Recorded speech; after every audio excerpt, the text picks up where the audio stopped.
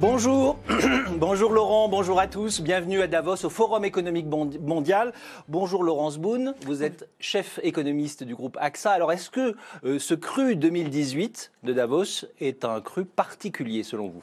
C'est un cru particulièrement intéressant, surtout puisqu'on a à la fois les plus grands dirigeants asiatiques, les Américains, les Européens, et puis le thème qui surfe en fait sur la politique de l'année dernière, qui est la fracture mondiale. Et les représentants à la fois américains qu'on a, européens et asiatiques, sont le parfait symbole de cette fracture. On est dans un monde fracturé, c'est le constat de Davos. C'est le constat de Davos, c'est aussi la recherche de solutions. Donc le constat, c'est un Trump d'un côté anti-mondialisation, avec certains économistes comme Stiglitz qui sont là et qui aussi prônent une mondialisation différente, un capitalisme différent. Donc Stiglitz plutôt à gauche. Absolument. Et puis un président Emmanuel Macron qui, lui, symbolise au contraire l'ouverture vers l'Europe, vers la mondialisation. Mais quand on parle aux Américains, même démocrates, un Macron, c'est la mondialisation à l'européenne, donc avec un certain coussin social qui n'existe pas du tout aux États-Unis. Oui, c'est-à-dire qu'il est perçu quand même comme protégeant un peu plus les salariés que ce qui peut exister aux États-Unis. Oui, c'est la mondialisation 3.0. On est ouvert, on joue sur la scène mondiale, mais on a conscience de la fracture, on s'occupe des laissés pour compte, on repense à l'éducation, on va repenser à accompagner les gens vers la transition et puis s'assurer qu'ils vivent décemment. Et c'est très simple.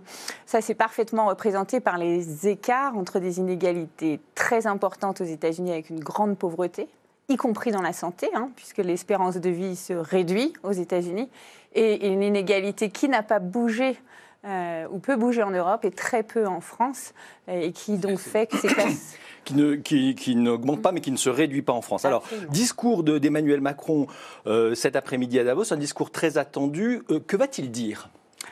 Alors, comme nous en avions pu en parler ensemble, je pense qu'il va transformer l'essai qui s'est fait lundi à Versailles. C'est-à-dire, ça veut dire quoi ?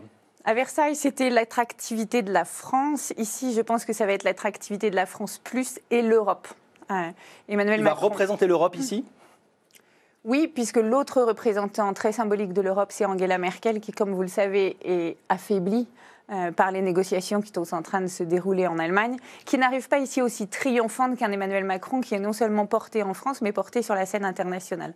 Elle est plus engluée dans ses affaires internes, et même si ça a l'air de prendre une tournure qui avance, elle va ressortir moins forte que ce qu'elle pouvait être, par exemple, il y a 2 ans, quand le président Hollande était venu.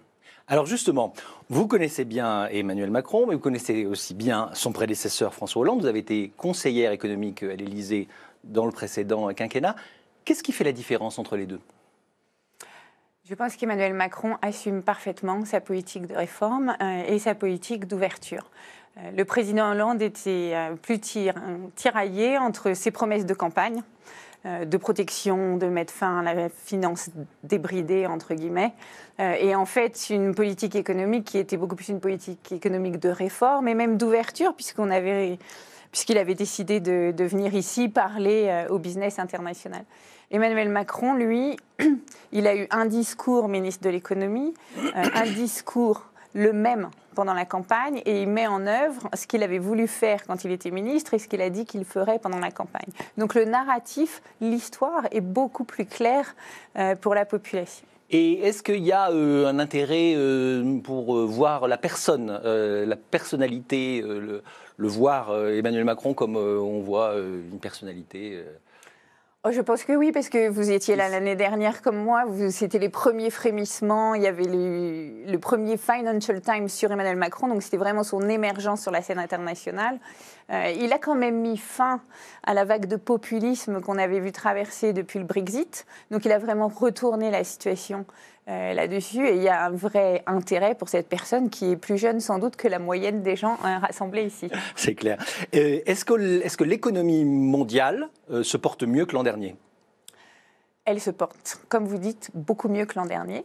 Ce qui est très, très frappant, je trouve, c'est l'an dernier, on était inquiet sur la politique Et on voyait assez peu cette économie mondiale reprendre de l'énergie et de la vigueur.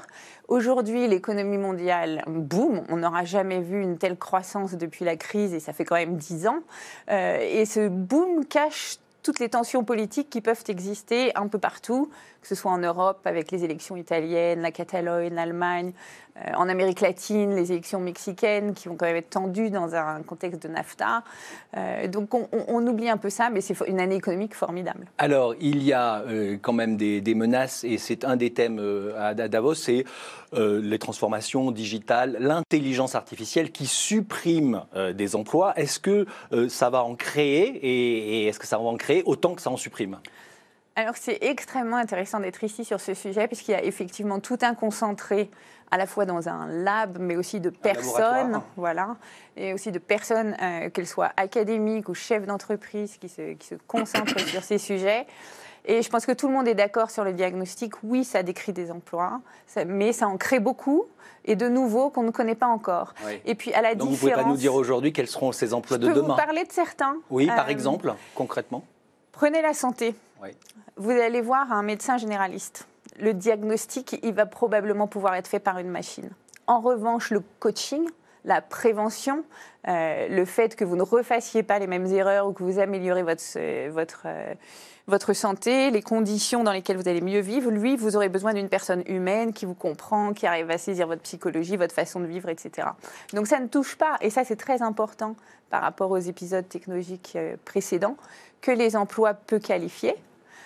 Ça touche aussi, puisque radiologues, généralistes, c'est des emplois qualifiés, ça les touche aussi. Et qui sont menacés, des emplois qualifiés menacés, c'est ça ? Ça les transforme. Ça les transforme. Et en fait, la chose, je crois, sur laquelle tout le monde est d'accord ici, c'est comment on adapte le plus vite possible les systèmes éducatifs, nos systèmes sociaux, et comment on fait que cette adaptation soit permanente, puisque les développements de technologie, en fait, l'intelligence artificielle, c'est vraiment les balbutiements, mais ça va aller de plus en plus vite. Merci beaucoup d'avoir été avec nous. Très bonne journée à vous tous, et c'est à vous, Laurent. Merci Jean-Paul, merci Laurence Boom. Très belle journée également à vous en Suisse et à Davos. Bon forum.